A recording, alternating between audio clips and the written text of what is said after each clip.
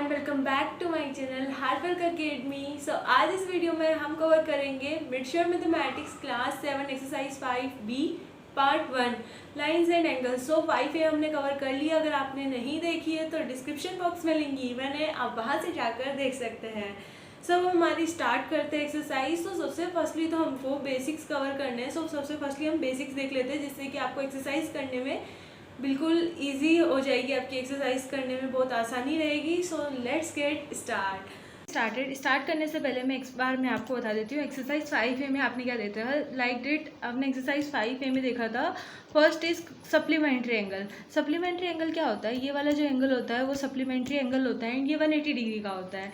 Second आपने ये देखा था कि ये वाला जो एंगल होता है ये आपका 90 डिग्री का होता है एंड ये कॉम्प्लीमेंट्री एंगल होता है। एंड थर्ड आपने ये भी देखा था कि आप किस तरीके से एंगल फाइंड आउट कर सकते हो फ्रॉम इक्वेशंस, मतलब कि इक्वेशन बनाकर। ओके, सो अब हम एक्सरसाइज 5B देखते हैं। 5B में भी कुछ नहीं है, आपको 5B में भी एंगल्स ही फाइंड आउट करना है, बट इसके अंदर कुछ रूल्स है जो आपको पहले देख लेना है, जिससे कि आपको एंगल फाइंड करना में आसानी रहेगी। ओके, सो जैसे कि इसके अंदर देखो L is parallel to M। ये वाला जो साइन है वो पैरेलल का है, मतलब ये दोनों पैरेलल है। इन दोनों के बीच में जो डिस्टेंस है वो सेम है। ओके, इसका मतलब ये इन दोनों के बीच में जो डिस्टेंस है वो सेम है। देन उसके बाद में एक पॉइंट ये हो गया। ओके, ये पैरेलल है, पैरेलल वाला साइन ये होता है, ये आपको ध्यान रखना है। देन सेकेंड पॉइंट एक होता है आपके पास में vertically opposite angle. Vertically opposite angle, okay, opposite angle. Vertically opposite angle आप किस तरीके से फाइंड आउट कर सकते हो। वर्टिकली अपोजिट एंगल आप इस तरीके से फाइंड आउट कर सकते हो लाइक दिस। ये जो क्रॉस है आपके पास में, ओके, तो इस क्रॉस में ये वाला जो एंगल है वो इक्वल होगा इस वाले एंगल के एंड ये वाला जो एंगल है वो इक्वल होगा इस वाले एंगल के। ओके, बस आपको ये ध्यान रखना है। अगर इस तरीके से आप एंगल, जैसे कि मैं आपको बता देती हूँ लाइक डेट, आपके पास में ये दे रखा है। ओके, ये दे रखा है, ये दे रखा है एंड ये आपको 60 डिग्री दे रखा है। तो आपको एज यूजुअल आपको मतलब इक्वेशन नहीं बनानी है, तो आप आसानी से इस एंगल को आप कह सकते हो कि ये 60 डिग्री एंगल है। ओनली आपको ये लिखना है vertically opposite angle from this we get this angle is 60 degree. Okay, मतलब कि वर्टिकली अपोजिट एंगल वो होता है अगर आपके पास में दो क्रॉस बन रहे हो, देन उसकी जो अपोजिट में जो होगा एंगल वो सेम होगा। ओके, क्वेश्चन करोगे तो आपको और भी अच्छे से समझ आ जाएगा। बस इनको एक बार कॉपी में नोट कर लीजिएगा ताकि आप क्वेश्चन करोगे तब आपको और भी इजीली समझ आए। Okay, then third point. So third point में आपके पास कुछ नहीं है, आपको F ध्यान रखना है। F, ओके, जहाँ पर भी आपके पास डायग्राम में F बन रहा हो ना, तो आपको ये ध्यान में रखना है ये वाला जो एंगल होगा वो इक्वल होगा इस वाले एंगल के। जो इंटीरियर में ये वाला एंगल होगा वो इस एंगल के इक्वल होगा एंड ये जो एंगल होता है वो होता है आपके पास में corresponding angle. Okay, corresponding angle होता है ये आपको ध्यान में रखना है। देन नाउ फोर्थ पॉइंट में आपको एक चीज़ और ध्यान रखनी है। लाइक अगर आपके पास देखो Z बन रहा हो तो Z में ये वाला जो एंगल होगा वो इक्वल होगा इस वाले एंगल के। जैसे कि इस डायग्राम में देखो, इस डायग्राम में यहाँ पर Z बन रहा है ना, तो ये वाला एंगल 3 इक्वल है एंगल 5 के। उल्टा Z भी आप देख सकते हो लाइक दिस, इसमें एंगल 4 इक्वल है एंगल 6 के। ओके, मैं अभी बताऊंगी थोड़ी देर बाद, मतलब आपको ये ध्यान रखना है अगर Z बन रहा हो कहीं पे भी तो ये वाले जो एंगल है वो इक्वल होंगे इस तरीके से।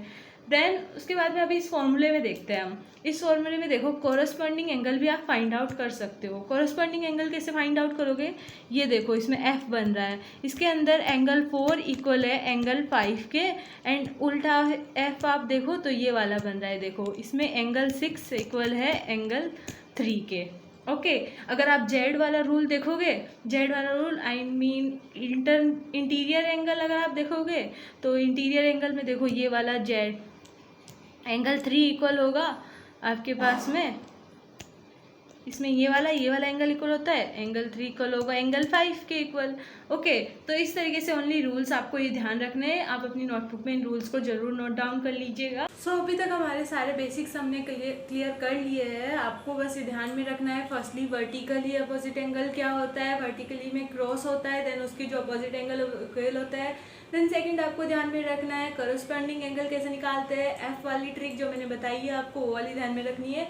थर्ड आपके पास में interior angle like Z effect आपको ध्यान में रखना है। जेड में जो इंटीरियर एंगल्स होते हैं वो इक्वल होता है, वो इंटीरियर एंगल वाली प्रॉपर्टी होती है। ओके, तो बस आपको ये प्रॉपर्टी अपने दिमाग में रखनी है। एंड अब आपको एक्सरसाइज में सॉल्व करने हैं क्वेश्चंस। सो अब हम हमारी एक्सरसाइज की ओर मूव ऑन करते हैं। Let's move on our question number 1 of this exercise is find the value of x y z with reason. मतलब कि आपको एक्स वाई जेड की वैल्यू फाइंड आउट करनी है विथ रीजन।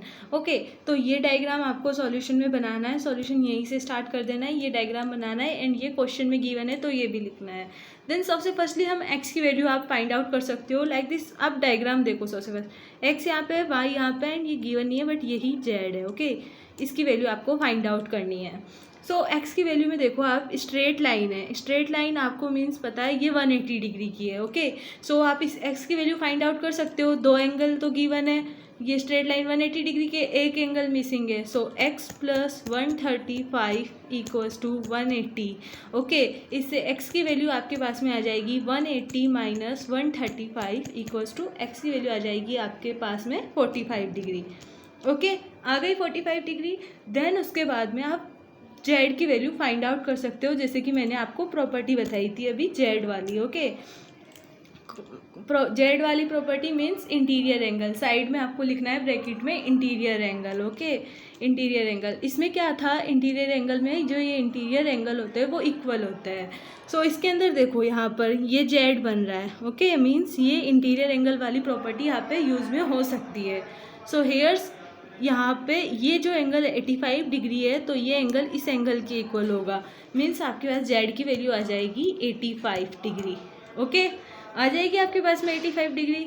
देन उसके बाद में आप फाइंड आउट कर सकते हो वाई की वैल्यू। वाई की वैल्यू आप इजीली फाइंड आउट कर सकते हो लाइक दिस।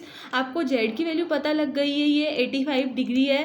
देन 85 जेड की वैल्यू पता लग गई है, सीधा वाला एक स्ट्रेट लाइन है, मीन्स ये 180 डिग्री है। So y plus 85 equals to 180 degree and y की वैल्यू आपके पास यहाँ से आ जाएगी 95 डिग्री।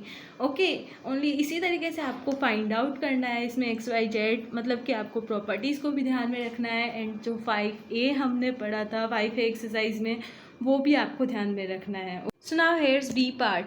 बी पार्ट में भी आपके पास कुछ नहीं है, आपके पास बिल्कुल इजी सा क्वेश्चन है। इसके अंदर इंटीरियर एंगल वाली जो प्रॉपर्टी है वो आप यूज़ कर सकते हो। लाइक देखो यहाँ पर ये जेड बन रहा है, मीन्स ये वाला जो एंगल है वो इक्वल होगा इस वाले एंगल के। सो सबसे फर्स्टली तो आपको सॉल्यूशन में डायग्राम एंड ये लिखना है BC parallel to the DE। Then आपको एक्स की वैल्यू लिख देनी है 62 डिग्री। अब डायरेक्ट ऐसे नहीं छोड़ देना है, नहीं तो आपके मार्क्स कट जाएंगे। ओके, ब्रैकेट में आपको ये जरूर बताना है जो आप प्रॉपर्टी यूज़ कर रहे हो, इंटीरियर एंगल। ओके, सो इंटीरियर एंगल वाली तो प्रॉपर्टी यूज़ कर रहे हो आप, तो एक्स की वैल्यू 62 डिग्री, ब्रैकेट में इंटीरियर एंगल लिख दोगे तो आपका ये सॉल्यूशन हो जाएगा। देन उसके बाद आप वाई की वैल्यू देखो, वाई की वैल्यू भी आप फाइंड आउट कर सकते हो लाइक दिस। इसके अंदर अल्टरनेट इंटीरियर एंगल वाली प्रॉपर्टी लग रही है, राइट। देखो जेड बन रहा है, सो ये वाला एंगल इक्वल होगा इस वाले एंगल के। सो वाई वैल्यू इज 60 डिग्री। सो आप लास्ट में ये ना लिखकर आप लास्ट में ये भी लिख सकते हो अल्टरनेट इंटीरियर एंगल। ओके, नहीं तो आप दोनों जगह पर इंटीरियर एंगल आप यूज़ करके लिख रहे हो ये वैल्यू, सो आप ये भी लिख सकते हो, या फिर अल्टरनेट इंटीरियर एंगल भी आप लिख सकते हो। ओके, या तो अल्टरनेट इंटीरियर एंगल लिख देना दोनों के लिए एक साथ, या फिर दोनों में इंटीरियर एंगल वाली प्रॉपर्टी यूज़ हो रही है दोनों में इंटीरियर एंगल लिख देना। ओके, बट आपको जो भी प्रॉपर्टी यूज़ कर रहे हो वो ज़रूर लिखनी है, बस इतना ध्यान में रखना है। ओके, नाउ सी पार्ट अब देखते हैं।